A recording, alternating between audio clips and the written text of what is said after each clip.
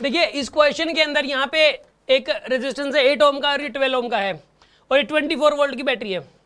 ये बताना है कि बैटरी में से कितना करंट निकलेगा, बैटरी में से कितना करंट निकलेगा ये आपको बताना है। कैसे करें इस वाले क्वेश्चन को सोल्व, सुन आप यहाँ पे इस क्वेश्चन को करने के लिए यार देखो इसके अंदर सबसे पहले हम लोग कोई भी सर्किट का क्वेश्चन हो तो सबसे पहले हम क्या करते हैं, सीरीज पैरेलल देखते हैं, सीरीज पैरेलल है कि नहीं है। इसमें सीरीज पैरेलल साफ साफ नहीं दिखाई दे रहा, अगर है भी तो साफ साफ नहीं दिखाई दे रहा। एक तो सीरीज पैरेलल, फिर दूसरे नंबर पे हम क्या देखते हैं बताइए, व्हिटस्टोन-ब्रिज प्रिंसिपल की व्हिटस्टोन-ब्रिज प्रिंसिपल लग रहा है कि लग रहा है, यहाँ तो नहीं लगेगा। उसमें 5 रेजिस्टेंस होते हैं, कितने रेजिस्टेंस होते हैं बताइए, 5 होते हैं व्हिटस्टोन-ब्रिज प्रिंसिपल लगाने के लिए, ठीक है।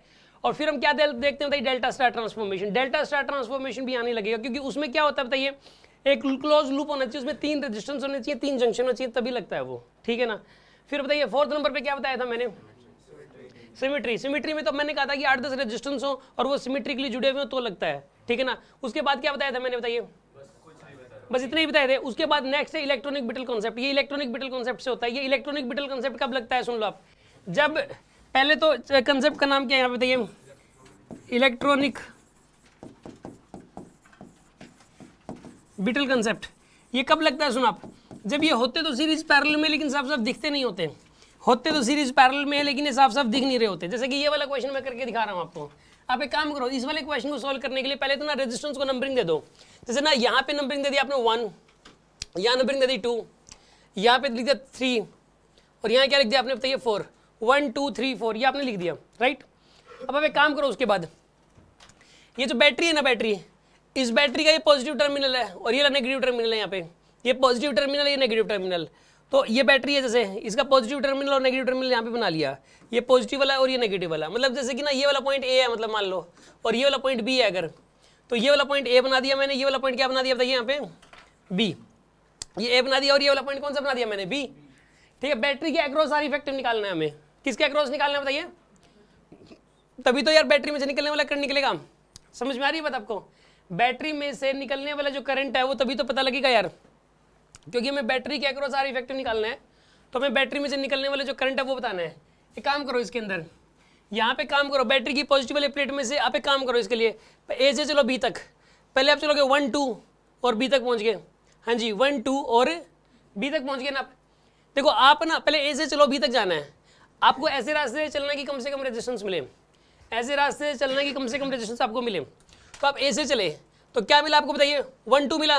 और फिर इस रास्ते, देखो ये ना ये वाली जो वायर इसके ऊपर से होकर गई हुई है, इसमें टच नहीं है इसके साथ, ये दोनों वायर एक दूसरे के टच में नहीं है, ध्यान रखना इस बात का, ठीक है। आप पहले तो देखो 1 2 ये वाला रेजिस्टेंस मिला और यहाँ पे ऐसे बी तक पहुंच गए आप, तो यहाँ पे जो ये वाला रेजिस्टेंस मिला आपको, ये वाला 1 2, ये रहा 1 2, यानी कि कितना रेजिस्टेंस था यहाँ पर, ये 8 ओम का।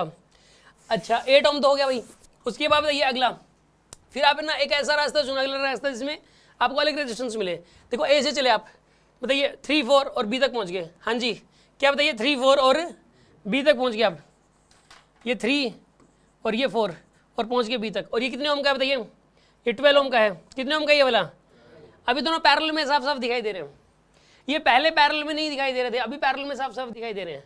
तो इलेक्ट्रॉनिक बिटल कॉन्सेप्ट होता किस लिए है, जब होते तो सीरीज पैरेलल में है लेकिन साफ साफ दिखाई नहीं दे रहे होते, वो होते तो सीरीज पैरेलल में लेकिन होते साफ साफ दिखाई नहीं दे रहे होते, तो उनको ना उन क्वेश्चंस को हम इस कॉन्सेप्ट से करते हैं।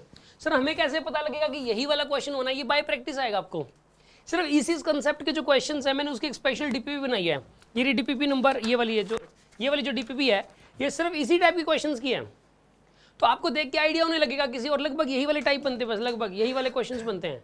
आपको देखते ही पता लगने लगेगा कि ये वाला जो क्वेश्चन है वो इससे होना है कि नहीं होना। अब देखो 8 और 12 दोनों किस में बताइए, पैरेलल में है 8 और 12, तो यहाँ पे क्या लिखोगे बताइए, यहाँ पे 8 × 12 डिवाइडेड बाई में 8 + 12, ऐसे ही करोगे ना इसमें। तो यहाँ पे क्या करोगे बताइए, 8 × 12 डिवाइडेड बाई 20, तो यहाँ पे क्या करोगे बताइए 24/5,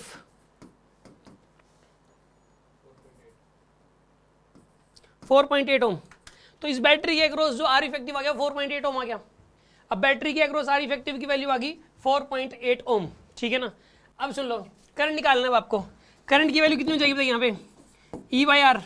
अगर एक ही बैटरी और एक ही रेजिस्टेंस हो तो करंट की वैल्यू क्या होती है, E/R होती है यार, ये बात सारी दुनिया को पता है। एक लूप है, उस लूप में एक बैटरी और एक रेजिस्टेंस है, छोटी सी बेसिक बात है यार, E/R। E की वैल्यू कितनी हो जाएगी यहाँ पे 24 और R की वैल्यू कितनी यहाँ पे 4.8। तो सोल्व करो कितना बनेगा यहाँ पे 240 बाई में 48, 5, तो 5 एम्पियर करंट चलेगा इसमें से। Answer is 5 ampere, this is the answer है 5 एम्पियर। इसकी आप फ़ोन में फ़ोटो खींच सकते हो आप, 5 एम्पियर आएगा। ये क्वेश्चन आपको डीपीपी में लिखा हुआ मिल जाएगा आपको एज इट इज़। हाँ जी सर, जो 24/5 आया वो तो 1/r इफेक्टिव नहीं है? नहीं, ये आर इफेक्टिव है। देखो जो हम देखो 1 बाय, देखो सुनो आप, ये वाला जो फॉर्मूला आप लगाते हो, इसका क्वेश्चन ये है कि सर आपने जो 24/5 निकाला है ये 1 बाय आर इफेक्टिव नहीं है क्या? सुनो आप, अगर आप ऐसा करते हो कि 1 by r effective is equals to 1/r1 plus 1/r2, और जब आप इसको सोल्व करोगे तो इससे क्या निकल के आएगा बताइए? 1/r effective. बट इसी को ना सिंप्लीफाई करके, जो इस पूरे को सिंप्लीफाई करके ये आता है आर इफेक्टिव इक्वल टू, ना कि 1/r effective equal to, r effective equal to R1 R2 divided by में R1 प्लस R2। मतलब ये जो फॉर्मूला है ये 1/r इफेक्टिव का नहीं है, ये वाला फॉर्मूला किसका है बताइए? आर इफेक्टिव का। तो 24/5 आर इफेक्टिव है, ना कि 1/r इफेक्टिव। एक छोटी सी बात है, बाय द वे ये मिस्टेक हो जाए और इस वजह से क्वेश्चन गलत ना हो जाए आपका। आ रही है बात समझ में आपको? यस, किसी के मन में कोई डाउट है इस चीज़ को लेके? आगे बढ़े जी, समझ में आ गया होगा आपको ये क्वेश्चन, है ना?